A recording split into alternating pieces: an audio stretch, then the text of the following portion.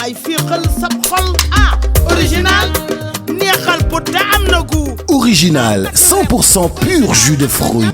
Sénégal ka fay kan ngi yegsi na fay say facture moo ci gën a gaaw.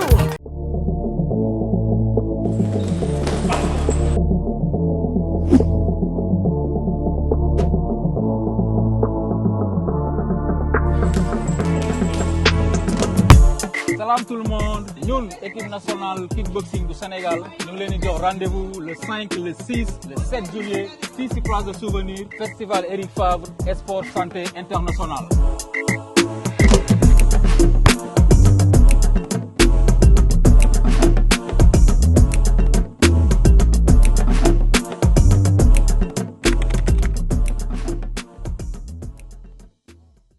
Parce qu'on a vu Tapha Tine venir à Dakar et créer le buzz, créer la polémique.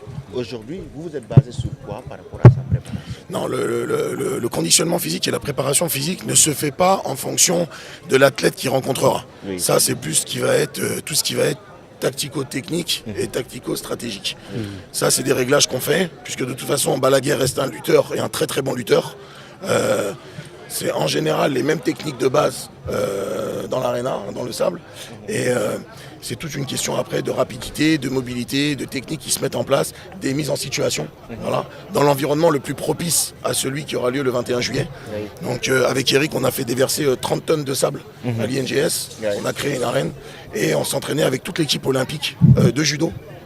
Avec des athlètes allant à 175 kilos pour contrer Tapha Tine et des lutteurs de l'équipe olympique qui ont participé d'ailleurs au beach wrestling à Dakar. Ils sont revenus aussi avec des médailles d'or.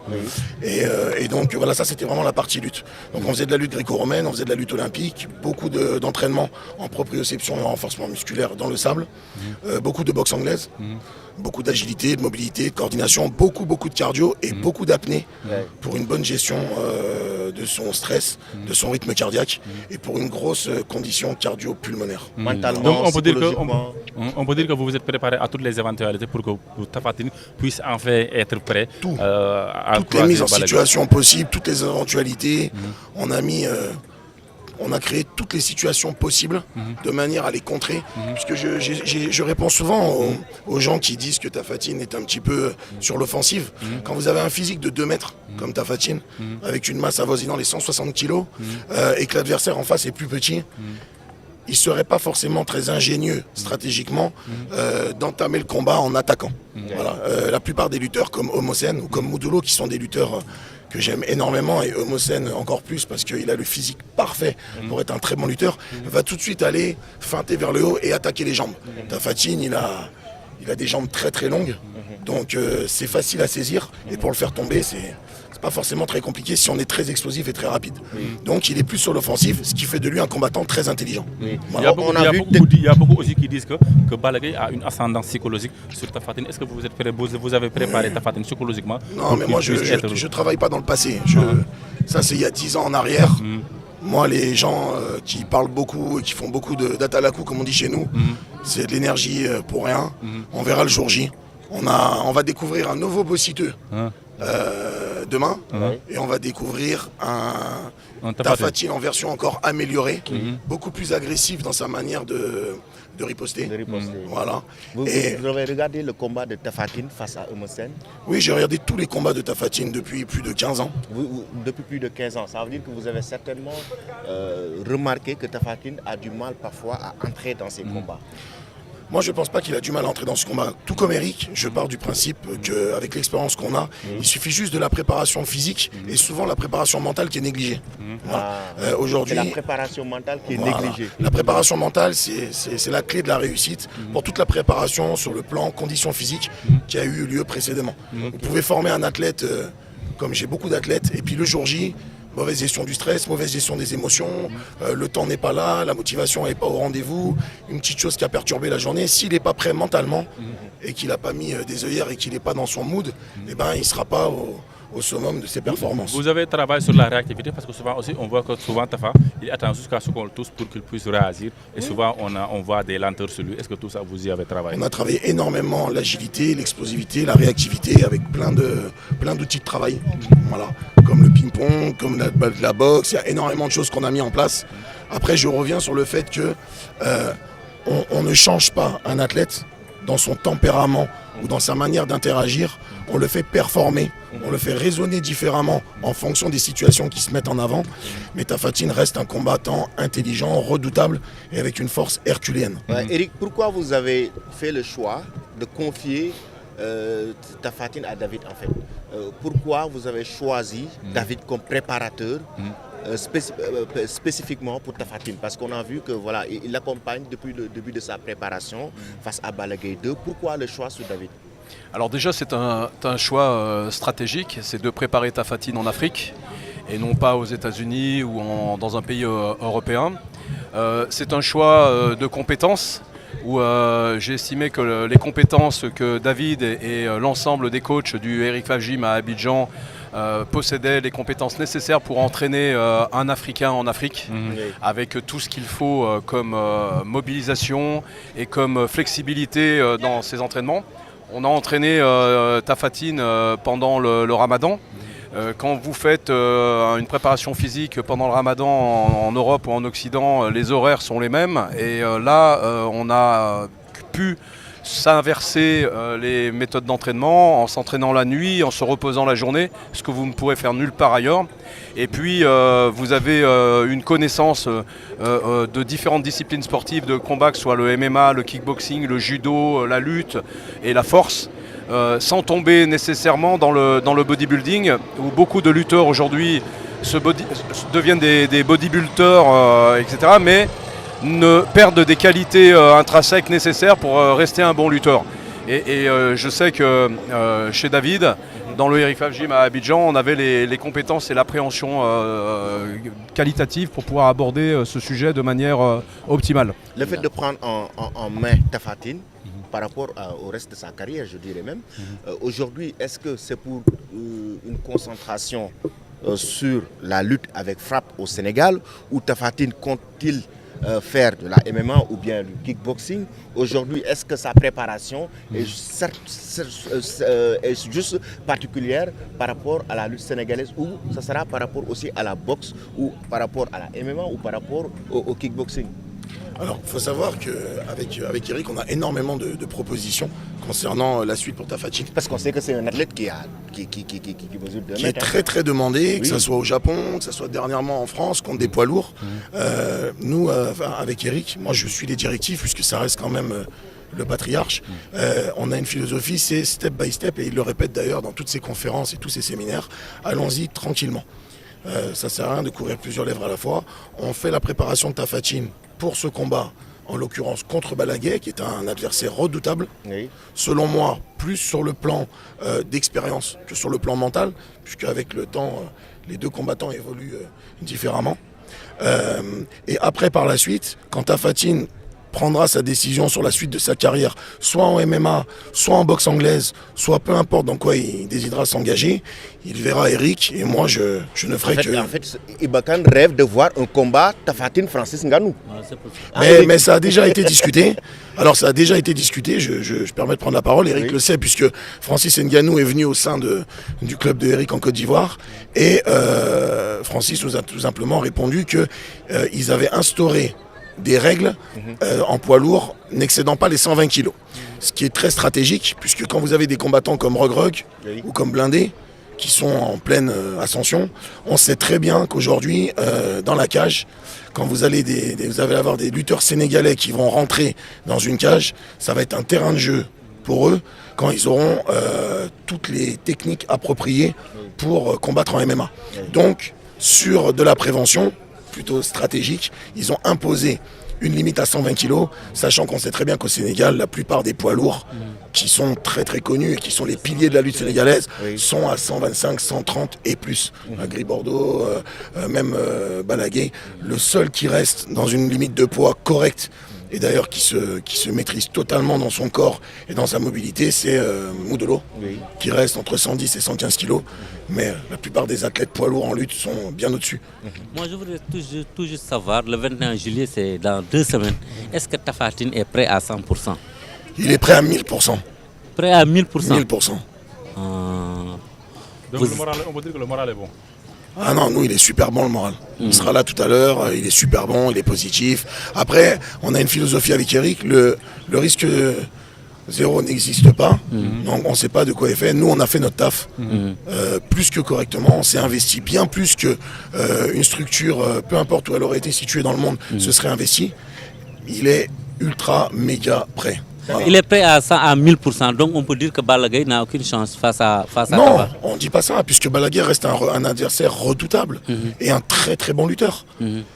Mais il a, pour moi, toutes les conditions qui lui sont favorables pour battre tous les lutteurs qui se mettront sur son chemin dans les années à venir, s'il continue bien évidemment de se structurer comme il le fait, de s'entraîner comme il le fait. Le 21 juillet, vous voulez massacrer Balla Gaye 2? Non, que le meilleur gagne. Que le meilleur gagne. On veut offrir un beau combat au peuple sénégalais, aux amateurs de lutte. Vous avez compris qu'on n'est pas dans l'agressivité, dans l'opposition et dans la division. Vous parlez tous de la lutte comme votre culture et on essaye d'être dans la noblesse de ce sport. Et je pense qu'aujourd'hui, on n'a pas besoin de diviser, de critiquer, ça sert à rien. De massacrer. Parce que le plus important, c'est de faire notre travail correctement. Et on respecte tout le monde. On respecte les promoteurs quels qu'ils soient, on respecte les lutteurs quels qu'ils soient et on respecte surtout les amateurs et les fans de lutte. Et bien sûr, il est normal qu'il y ait des fans pour Tapha Tine, qu'il y ait des fans pour Balla Gaye, c'est tout à fait normal. Mais ce que l'on respecte, c'est la lutte, le Sénégal et vous ne nous entendrez jamais rentrer dans une division, dans de l'agressivité, un truc, parce que je pense que c'est pas nécessaire d'en arriver là pour pouvoir briller, de pouvoir évoluer, de gagner. À l'occasion de ce festival, il y aura le face-to-face aussi, Modulo Siteu. Aujourd'hui, dans quelles conditions en fait le face-to-face Modulo Siteu a été organisé dans ce festival Eric Favre Sport et Santé, parce qu'on sait que ce face-to-face aura lieu le dimanche 7 juillet 2024. Il a été organisé dans une condition responsable, calme, qualitative, dans la mesure où les autorités nous ont donné l'autorisation de pouvoir organiser ce face-to-face sur la place du Souvenir, ce qui est assez exceptionnel parce que ça fait des années et des années qu'on n'avait plus d'événements de lutte sur la place du Souvenir, qui est une place sensible de par sa situation géographique, de par toutes les ambassades, etc. qui sont. Et le Sénégal a besoin de véhiculer une image aujourd'hui de paix, de sérénité, de fraternité à l'international. Je répète, je ne fais pas de politique, mais vous avez eu aujourd'hui des élections démocratiques où le peuple a voté et a porté le gouvernement qui est ici aujourd'hui au-delà du système que vous connaissez bien aujourd'hui. Et je pense qu'effectivement c'est une opportunité pour le monde de la lutte de pouvoir organiser ce face-to-face entre Siteu et Modulo sur la place du Souvenir, qu'on veut en huis clos. C'est pas qu'on veut s'éloigner du public et du peuple, c'est que l'on veut vraiment faire un événement qui soit suivi sur les télés, et puis notamment Lutte TV, Eric Favre TV qui participe directement à cet événement pour pouvoir porter la lutte encore plus haut et qu'on retrouve un peu des lettres de noblesse où les autorités, le gouvernement, l'international, les gens à l'international reprennent le courant de la lutte de manière telle qu'elle devrait être et non pas être tout de suite stigmatisé par la violence et l'agressivité. Comment ça s'est passé avec la structure Jambar Production? Parce qu'on sait que c'est Jambar Production qui organise ce combat. Voilà, tout à fait. Donc Jambar, nous avons échangé avec Jambar qui est le promoteur. Nous ne sommes pas promoteurs. Oui. Nous avons simplement ouvert nos portes du festival. Au début, c'était le vendredi, mais pour des raisons de sécurité, d'autorisation, on a déplacé le dimanche, qui est tout à fait normal, dans des conditions extrêmement strictes pour que tout se passe correctement. Et Jambar donc, peut, en tant qu'organisateur de ce face-to-face, organiser son événement au sein du festival et des structures que l'on a mis sur la scène pour le kickboxing. Donc les journalistes seront invités pour relayer l'information. Il ne s'agit que d'un face-to-face, c'est pas le combat royal dans les arènes. C'est une préparation comme vous avez l'habitude de le faire. On a simplement essayé d'apporter quelque chose d'un petit peu plus professionnel, d'un peu plus serein et sportif pour que ce combat de lutte soit porté vers le plus haut. Ça reste quand même la couronne du roi des arènes, c'est pas rien, c'est quand même quelque chose d'important et je pense que si on veut garder la lutte dans de bonnes conditions, il faut qu'on montre que l'on est capable d'organiser des grands événements dans le calme, la paix, la joie et le bonheur. Moi j'ai juste une dernière question, est-ce que vous avez visionné les cassettes de Balla Gaye 2? Bien sûr, mais moi je suis la lutte depuis plus de 30 ans. Donc je connais tous les combats de Balla Gaye, tous les combats de Modolo, j'aime énormément Eumeu Sène.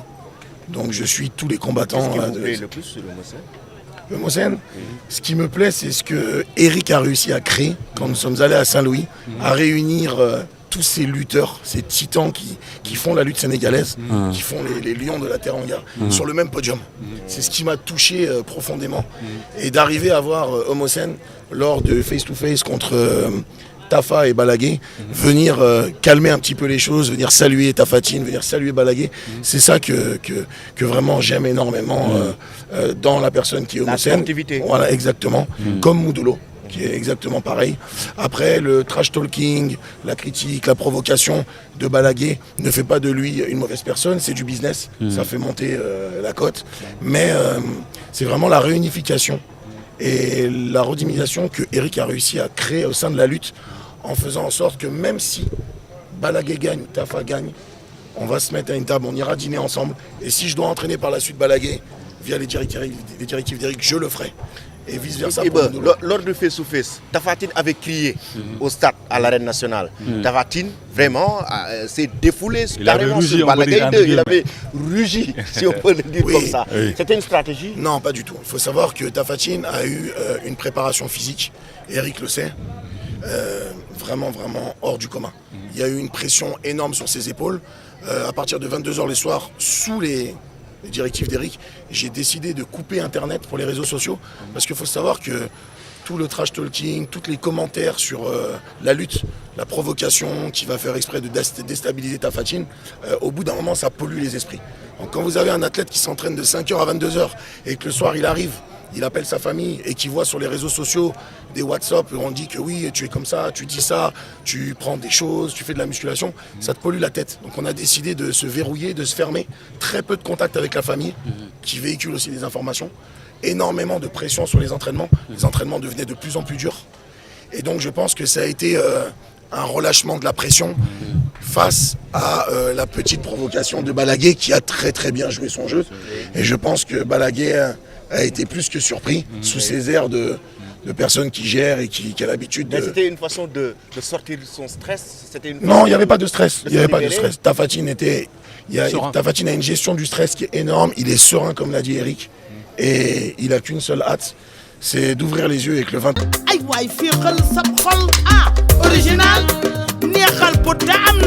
Original, 100% pur jus de fruits.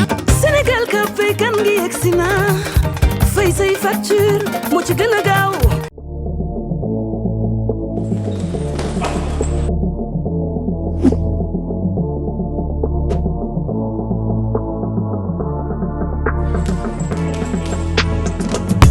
Salam tout le monde, ñun équipe nationale kickboxing du Sénégal ñu ngi leen di jox rendez-vous le 5, le 6, le 7 juillet fii ci Place de Souvenir Festival Eric Favre Sport Santé International.